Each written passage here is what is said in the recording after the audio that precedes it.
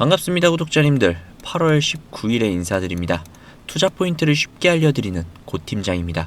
오늘 현대차가 이슈가 두 개나 터졌습니다. 하나는 오늘 당장 시작이 된 이 악재이고 다른 하나는 다음 주에 예정이 된 초대형 이벤트입니다. 당장 시작된 악재로 인해 현대차의 주가가 하락을 한 상태이죠. 무조건 하락했다고 힘들어할 것이 아니라 왜 하락했는지, 그리고 앞으로 어떤 식으로 움직이게 될 것인지 이걸 미리 알고 대응을 하신다면 보다 나은 투자를 이어가심에 도움이 되실 것 같습니다. 자, 그러면 오늘 왜 하락을 했고 다음 주에 어떤 초대형 이벤트가 준비가 되어 있는지 지금 바로 시작할게요.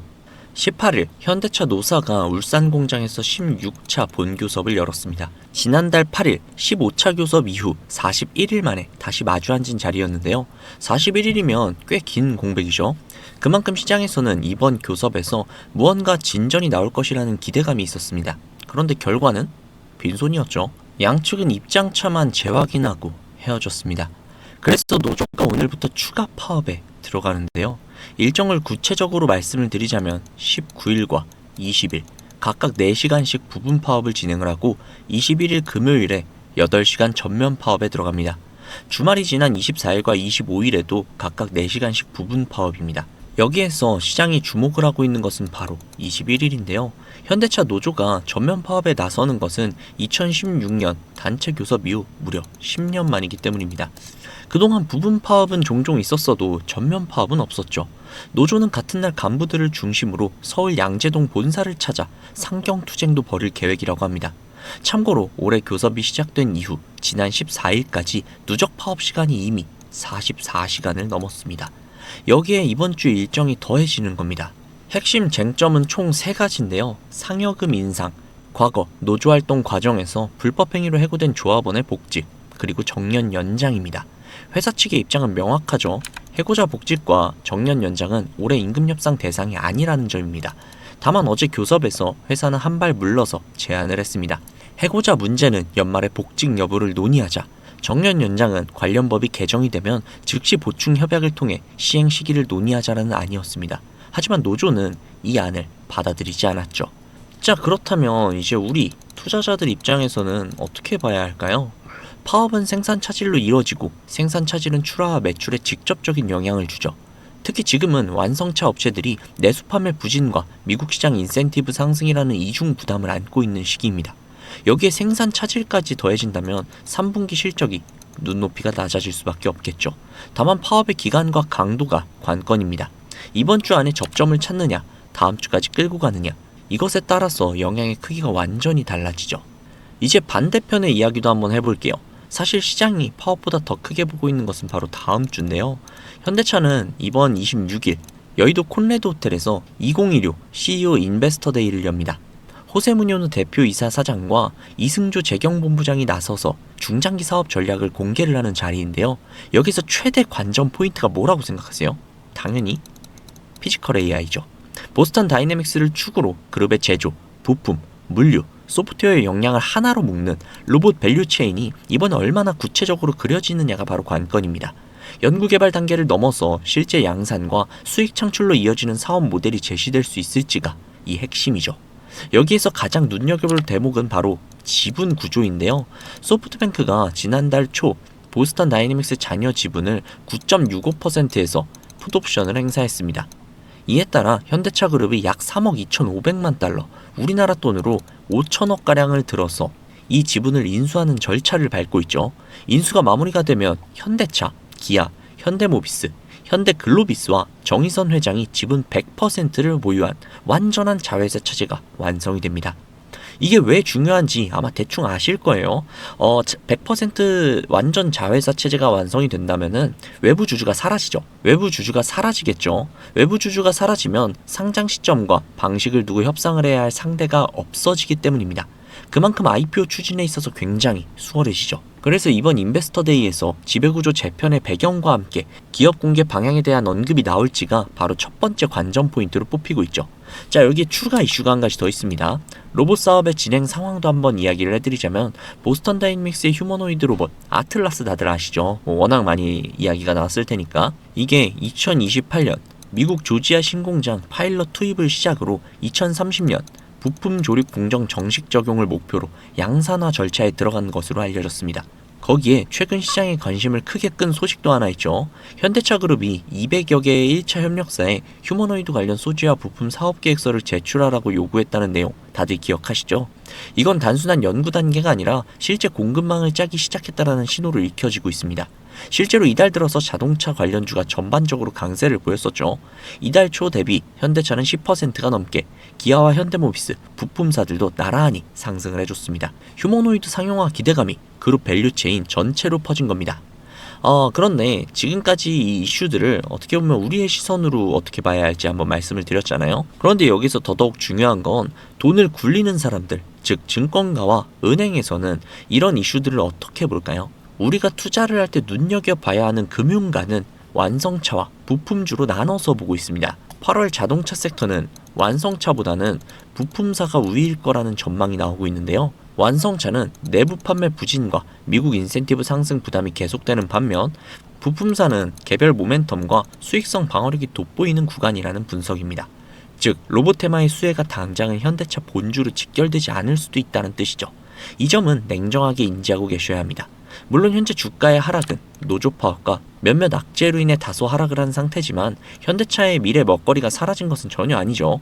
주식이란 것은 지금 당장의 상황보다 앞으로의 미래를 바라보고 투자를 하는 거니까요.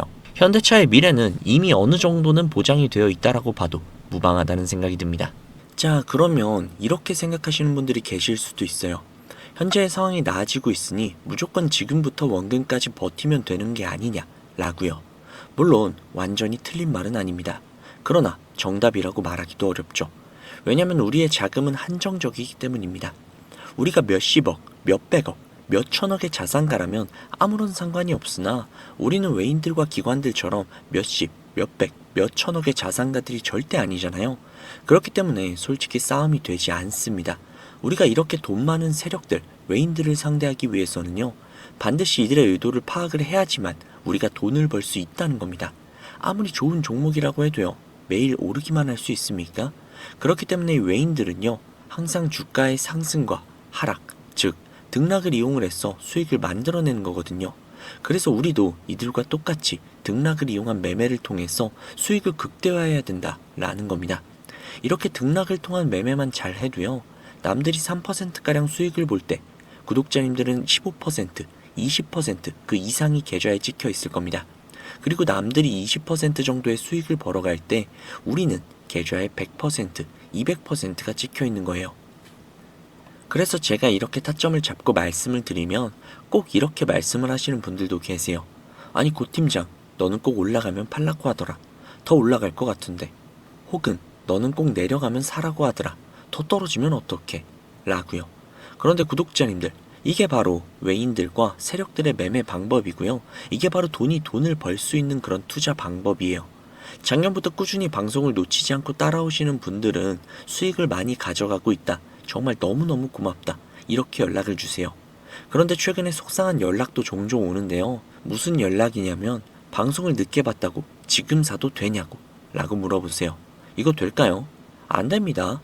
정말 잘못하면 엄청나게 큰 손실을 볼 수도 있거든요. 저한테 가장 중요한 게 뭐냐면요. 수익? 정말 중요하죠. 그렇지만 이건 1순위가 아니에요. 1순위는요. 바로 리스크 관리입니다.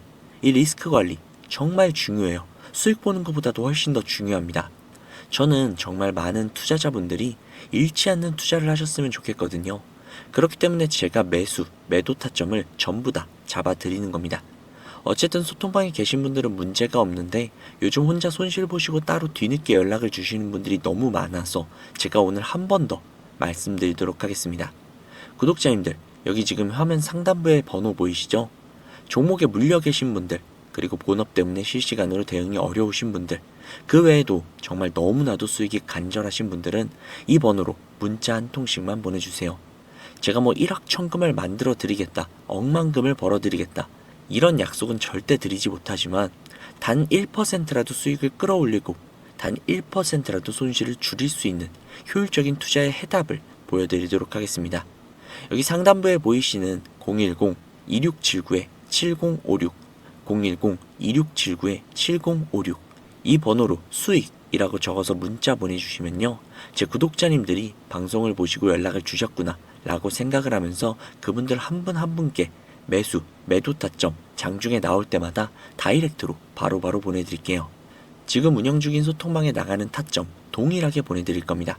이렇게만 하면 수익을 놓치시는 분들 없이 모두 다 가져가실 수 있겠죠. 그리고 주기적으로 소소하게 용돈을 챙기실 수 있게끔 단기 급등주도 챙겨드리고 있으니까요. 혼자서 투자하시기 힘드신 분들은 위에 보이시는 번호로 수익이라고 적어서 문자 넣어주세요. 하루 이틀 정도 한번 문자 받아보시고 수익이 좀 별로라던가 아니면 좀 취향에 맞지 않는다면 그냥 번호 차단하셔도 됩니다. 대신에 좀 수익이 잘 난다면요. 제 채널의 구독 그리고 영상의 좋아요 좀 부탁드릴게요.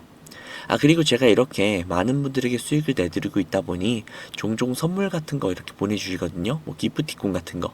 그런데 제가 좀 난감한 게 제가 사실 커피를 못 마셔요. 그래서 제가 너무너무 감사하지만 그냥 마음만 받도록 하겠습니다. 저는 대가성으로 따로 바라는 건 없고요. 그냥 제 채널의 구독 그리고 영상의 좋아요 이거면 만족하니까요. 이 정도는 좀 부탁드려도 괜찮잖아요. 그쵸? 그리고 간혹 가다가 몇몇 분들이 또 물어보세요. 주식을 그렇게 잘하면 그냥 너 혼자 해먹지 왜 남들에게 알려주냐고 그렇게 생각하실 수 있습니다. 그런데 제가요 주식으로 과거에 빚만 3억 정도를 졌었거든요. 진짜 좀 안 좋은 생각도 많이 하고 한강을 가야 되나 라는 생각까지도 했었어요. 그런데 그때를 제가 돌이켜보면 저한테 주식 투자에 대해서 알려주시는 분들이 단 한 분도 계시지 않았어요. 저는 정말 그때가 너무나도 외롭고 힘들었거든요. 그래서 제가 이제 유튜브 영상을 촬영을 시작하면서 저 같은 분들이 없기를 바라는 마음으로 도와드리고 있는 겁니다. 제가 늘 말씀드리죠. 주식은 혼자 투자하면 정말 너무 외롭고 너무너무 힘들어요. 선생님도 필요하고 함께 갈 수 있는 동료들도 필요하죠. 그러니까 구독자님들 절대로 혼자 투자하지 마세요.